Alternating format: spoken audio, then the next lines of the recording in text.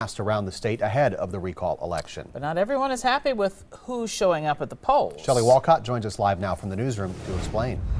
Well, Steve Carroll, some Milwaukee public school students were bused to the polls as part of a field trip, and some people are asking if that was appropriate. Hustle and bustle at the Zeidler Municipal Building in Milwaukee, where more than 1,000 voters have cast absentee ballots in the last week. But a small group at the polls last week raised some eyebrows. We looked into it after we had a question raised. More than 24 students from Pulaski High School were bused to the Zeidler Building on a civics field trip last Friday.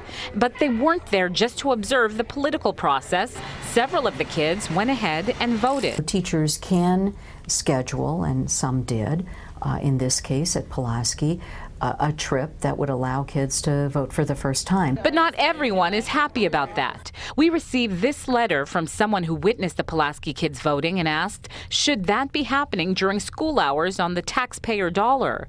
MPS officials say the voting was strictly by the book. When we looked at it, we found that the children had all registered already on their own. And St. Aubin says MPS officials were assured the students were not swayed to vote for any particular candidate. And what is appropriate is a completely nonpartisan activity, not connected to any party or any candidate, but simply talks about that American experience of voting.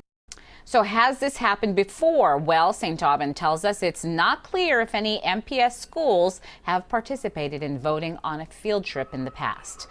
Live in the newsroom on your side, I'm Shelley Walcott, today's TMJ4.